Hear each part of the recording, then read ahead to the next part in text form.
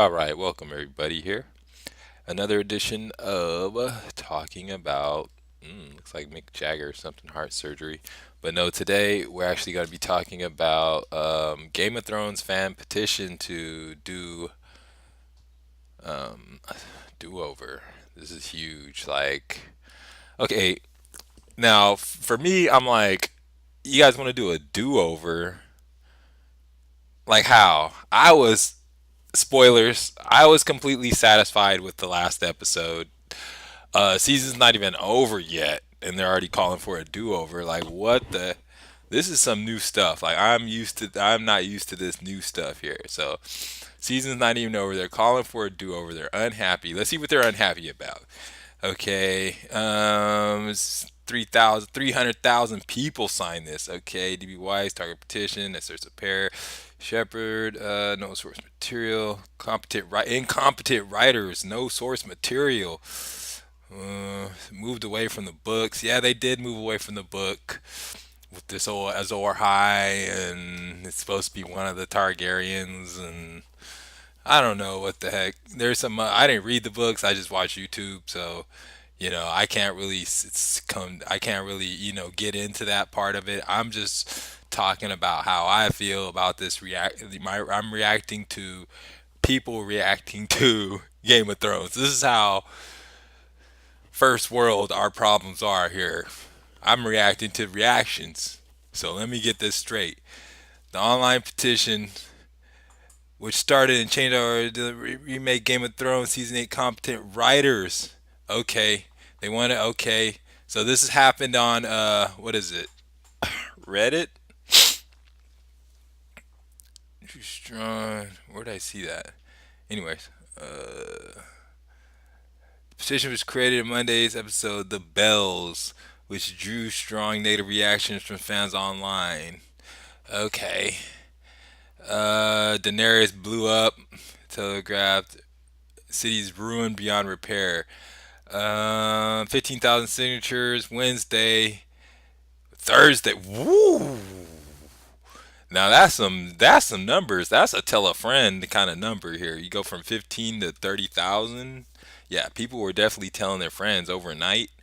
Okay, there's by 8 a.m. Uh, petition to sign 30,000. Okay, signatures continue to grow rapidly. All right. So basically, this is like a snowball here. What is the problem? Let me see if I can find out what the problem is. Did I miss the problem? Did I scroll too far? All right, it's got to be the next couple paragraphs. The problems here. All right, let's see. Fan reaction to the final season epic was mixed with complaints targeting everything from character treatment to cinematography. All right, Jessica Chastain was among celebrities calling out for the show to use rape and torture in previous seasons by Sansa Stark as reasons for her strength and cunning. Rape is not a tool to make a character stronger. A woman is not to be victimized in order to become a butterfly, said blah blah blah on Twitter, airing on for the last episode of Starks. Okay, all right. So they're basically saying on the first complaint, complaint is rape. We are super sensitive and we don't want to see rape. All right. I got you. I got you. Hey, we had rape all the whole thing long, and now the story flips because I think there was a situation where somebody did wrong one of the Targaryens in history, and he burned the city to the ground, like uh, with his dragon. So Daenerys, this is not something that is foreign to Westeros, where a dragon rider would just burn the whole city down, and then we got to see how that happened. You know what I'm saying? Because the season's over. We saw a dragon fight. We saw everything we needed to see the city get burnt down, and it's only right that they did burn the city down because, you know, think about it. What if somebody? What if your grandma's grandma had this house since the slavery days? The colonial days or whatever, and they've been handing down this fucking plantation, this whole acre of land, or like 20, 30 acres connected together, all of it, handing it down. All of a sudden, some they take your shit. They come in, they kill your dad, and then they take your shit and kick you out. And you come back. You come back. Everybody chilling. There's a whole community there supporting this lie. Everybody's in there is like, even though they're not part of it, they're supporting it. This is kind of like when you go. I I don't condone being gay, but I don't have. I do. I just don't condone being gay. We could be friends. You know what I'm saying? Nothing wrong. I mean, there is something wrong with it, but you know what I'm saying. I could be friendly with them.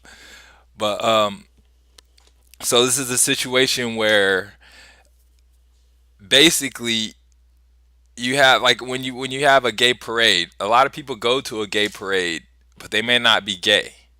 They might just be going out just to go kick it out. There are gay parades out here in San Francisco. So they go there, and then when the helicopter flies over the top, the helicopter's going to say, look down and see, oh, there's 500,000 people at this parade or whatever, or 550,000 people at this parade, you know, but only 70% of them are actually gay or bisexual. The other ones are just out there kicking it, but they're going to be still counted amongst them. So that's what's happening here. Even though the people are not really for or against Cersei per se, they just want the king and they just want the throne ruled and they're for the throne. But because they are in the city taking refuge for her, you know, and not actually making a cry out for their new dragon queen, because she shows up. Their dragon queen. Remember Varys. What's his name? Viserys, her brother. Viserys used to always talk about. I gotta rewatch the first episodes. He's always talk about like how people still want the Targaryens on the throne, and they secretly want us. But when she showed up, they were just like, "Who is that?" She was just as foreign as everybody else. So, of course, she's on a dragon, but it really wasn't much. They went and took refuge to the queen. Of course, there's a war coming. They don't know what's going to happen, so you can't really blame the people in that situation for taking refuge with Cersei. But they did what they did, and when she saw them doing that, she may not have the intelligence to see past that during her rage, when she knew she had complete domination. And from Daenerys' standpoint, hey, what I'm saying, they killed her only friend. Everybody's switching on her. She want to show her power. She want to make sure all these people know Jon Snow knows, don't mess around here. You know what I'm saying? I wouldn't be surprised if after this, kind of like nuclear bombs, any nation found building those scorpions or any kind of giant ballista would be considered an enemy, and you'd have to basically go into that, into like, say if the Vale started building them up, you'd have to go to the Vale and arrest all the officials that are there up under the war command. You know what I'm saying? Stuff like that. They're probably gonna have that happen now when Daenerys if she takes the crown in the next episode. So anyway, I've talked too long on the first topic. Let's go to the third. I guess the third episode, Long Night, came under heavy criticism for its lighting. Again, like people, I heard that one last already. People are upset because it was so dark. Yeah, it could have been a little bit lighter, but with this show here, it was really, when you're gonna look back on it, and you're gonna look back in like 5 years, because like think about how we watch Lord of the Rings now, a 20-year-old thing. But when I think about Lord of the Rings, I really think about, because this show is actually patterned greatly off the Lord of the Rings. The host, or I'm not the host, but the author guy. He's like J.R. Tolkien was his dude, so he's George R.R. Martin, they're trying to be just like his dude, paying homage. And I really appreciate that fact, because Lord of the Rings, to be honest, I only read like 3 books in my whole life. And then that was the Lord of the Rings, Hobbit trilogy, the Bible, and the Hobbit. I mean, I already said the Hobbit, Richard Man in Babylon. So it was only a few books. You know what I'm saying? I don't read. No, I don't read books. You know what I'm saying? I just do what I do. And so basically, the third, it's under heavy criticism for its darkness, but you could see here, like they said, it was a battle. It was ice and fire. So the first battle was of ice, and then she burnt the city with fire. And the ice and the darkness represents, the night, all of that, the night king coming with darkness. So, there sometimes fighting in the dark there's another level of fear to it because you can't see. You know what I'm saying? And that, I mean, the Dothraki just, they went right into the darkness fearlessly with their lighted swords and they died. Tupac had an excellent line. Um, it's something like, in the middle of the night, you better have your Nikes on, meaning you better have your Nikes on if you're fighting in the middle of the night in the darkness on a little street fight. But so there's different things that the authors is trying to give. The audience doesn't want that. The audience wants what they want, and this is a very entitled thing to ask for to ask people who are making a show. They went for 2 years with this idea of what they're trying to project, and then you say, hey, wait, no, go back to Iceland or wherever they were making this show, go back over there and redo it all. We want you to go back for another 3 years and redo it.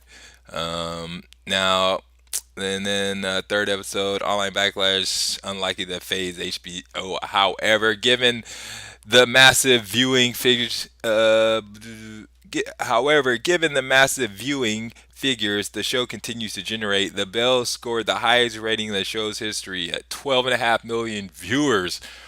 Woo!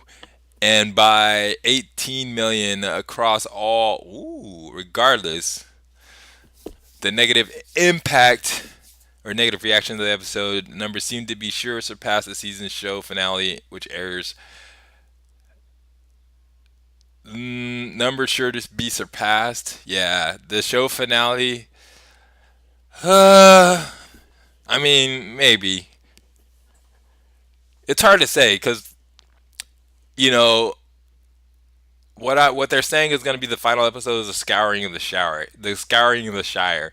It's where you got all the major threats defeated, and you're just going around to all the other kingdoms. Maybe Tyrion goes back. Maybe Tyrion is allowed to go back to Sansa, and they renew their marriage and just kind of like live happily ever after.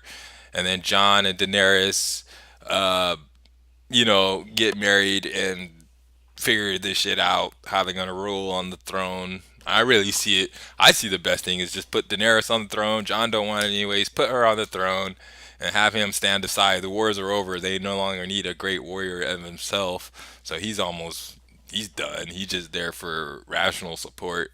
If there's no other challengers, Daenerys, when she's happy, she's good, as we've seen for 8 seasons. But you piss her off, she goes ballistic on you.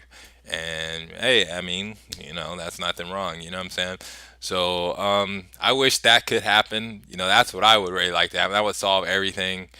And then Arya Gendry, they go down south to Storm's End, I think it's what it's called, down there, and take over that. Now we need someone in the Vale, and we would need someone in the we need someone in where the Lannisters are. What is that place called? Oh, I've drawn a blank here. Somebody help me. Oh, I have no chat. But anyways, yeah, we need some place there, and we need some place also in the garden, out in the Reach. We need somebody out in that place. So we need a ruler for the Reach, and we need a ruler for Casterly Rock. There it is, Casterly Rock. Um, but yeah, Dorne, we're gonna get them in. I wonder if they can do anything. Maybe even beginning plans to irrigate the desert. You know what I'm saying? That was always one of the old king's dreams. But I'd like to see what the final episode holds. Anyways, those are my opinions. My opinion is shut up and just watch the show. Enjoy. It's not supposed to end how you want it to, because if it ended how you want it to, people would be upset about that. There would be a petition for the show being too predictable, or there should have been a little bit more violence in it, just regular war, like, because yeah, that's another thing. That's a very important thing I just thought of, because if you really think about it, like if they didn't have like the gruesome battle on the field, the way they depicted it, it would have just been another Clegane Bowl would have been the big thing, but it would have been just another you know run of the mill battle. Hey, troops running through, people running crazy, women and children hiding, but nothing really happening to them. They're just kind of, you know, John's troops are fighting in the streets. Maybe a few of them get hit with collateral damage, not too much damage, but what you expect, you know what I'm saying? But to expect a total switch, switch of, passive people just going mad in the streets, yeah, yeah, that's kind of pushing it. In real life, I hope that people in real life weren't that dumb if where martial art were to happen and then everybody just like going crazy, just killing people in the streets without reason, just because they were just crazy, just want to just go blood hungry, bloodthirsty. Yeah, no, I would hope that everybody would be cool and rational. I would get with the people who are rational. I mean, yeah, we could kill you, but we're gonna defend ourselves, but we're not gonna just be like I'm like Jon Snow. I'm like, oh wait, just chill. Just they already surrendered. We can execute them later. We can imprison them, all that, torture them for 6 months until they, you know. No, I wouldn't torture them. I don't know what I would do. I mean, you see, that's what I'm saying. I'm talking about something totally different now. We just gotta stick to the reaction, and basically, yeah, I think that's about it. I think I got all my thoughts across. If you want to see more, just go ahead and like and share the video, or just subscribe. You know what I'm saying? I'll try to get more content out. I will try to do a reaction to more of the Game of Thrones as it's almost over. So, I actually watching everything I want to watch, I do want to go back and start from season one, and then just go through the whole journey and watching the show, knowing how everything's gonna play out. That'd be really cool to do. You know what I'm saying? So, you guys have a good day, and we're out.